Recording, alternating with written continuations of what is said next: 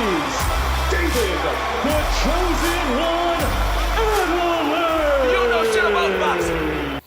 Now, this week's topic is terrific trilogies. Now, someone in this room, naming no names, said we should have named it, was it Terrible Trilogies, I believe? I might have done. Oh, you just outed yourself. I mean, I didn't say it was you. Based on Tyson Fury's third fight with Dereck Chisora, and it has had a lot of criticism.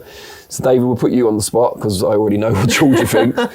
What do you make of them going at it for a third time? I understand why they done it. You know, of course, I just wanted to stay active. He's contacted a few heavyweights or whatnot. They've all tried to get through to certain people and tried to make it happen. And for whatever reason, it never happened. You've got someone like Chisora that comes with fire every single time he fights, comes to swing. So it would have been a good sort of press conference. Obviously, I know Chisora didn't really do much leading up to the press conference, but it would have been good. But I mean, I think the fight will live up to expectations. I think a lot of people will tune in, see it, and be like, whoa. It's a bit like Fury, Wilder 3. You know, obviously it's just a bit different because Wilder's got that dynamite power. But people were still tuning in to watch it, and you saw the stars that were sat ringside watching it, so it still generated a lot of money and Are you going to go? eye to it. I might be there. I might do. Are you guys going to be there? No. No? I am off this week and I'm dog sitting. That's what I'm doing. That's George's new side hustle. Yeah. Sitting, looking after dogs. Are you going to go? I don't do weekends really because I've got my son, but I'll be at the fight week events and stuff, and I'll watch it on TV, Nice. on a stream. No, I'm joking. I'll pay for it. Pay for it. Will you actually? I don't know. Rob might pay for it. If you were at home, would you pay for it? Yeah. It's quite. It's £30. it's 27. Yeah, I'll pay for it. I mean, what, pay-per-view in America is like $100, $120. Is it? Yeah. Yeah, Cheap but- pay-per-view in America is like $70. I feel like when people watch pay-per-view in America, it's like a big evening for them. Like Yeah, have like group everybody of round, friends, food and stuff. Yeah, I suppose. Yeah. If I'm sat by myself, I'm not going to spend £30. Like a gathering. Need to get some people around, share the cost. There you go. No, thank you. All right, fair enough.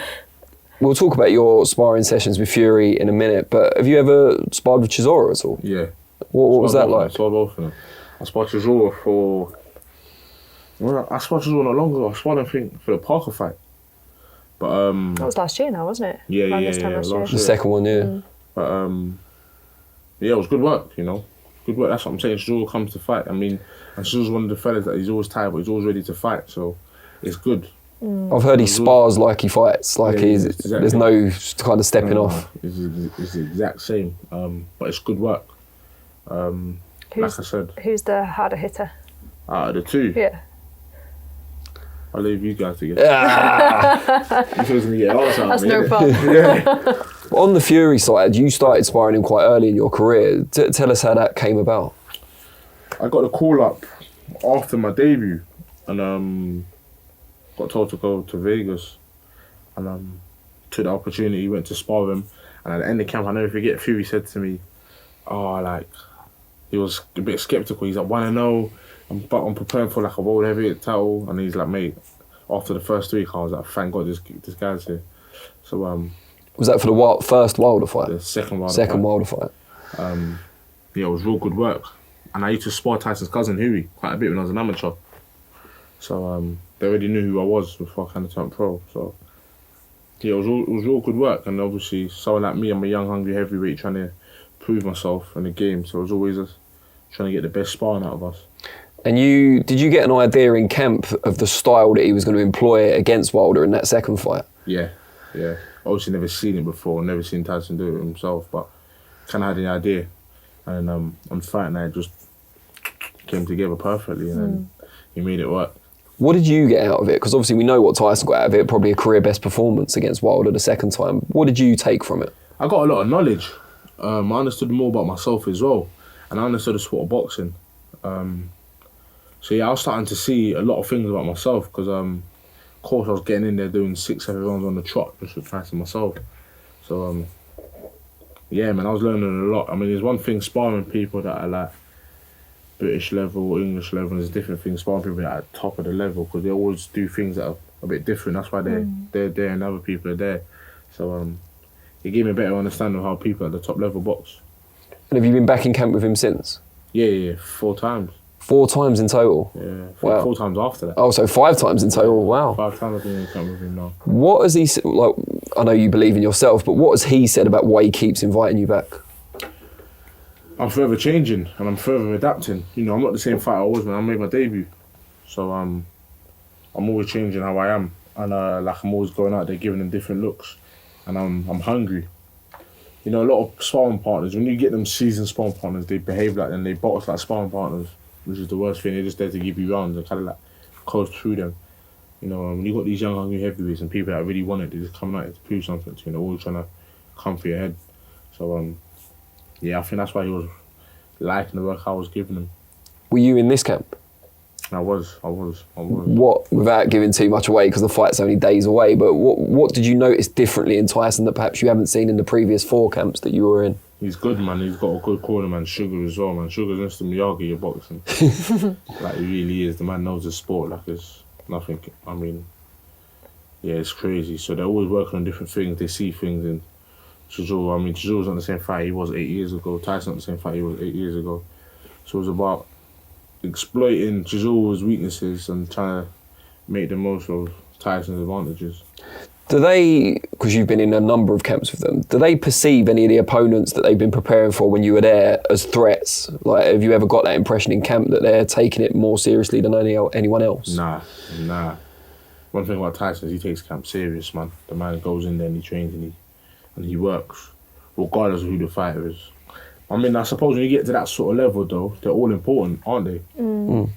So it's nothing about this guy's more serious than this guy's more serious than this guy. I mean, when you're at the end of your career, every single fight you're fighting is going to be of a certain caliber.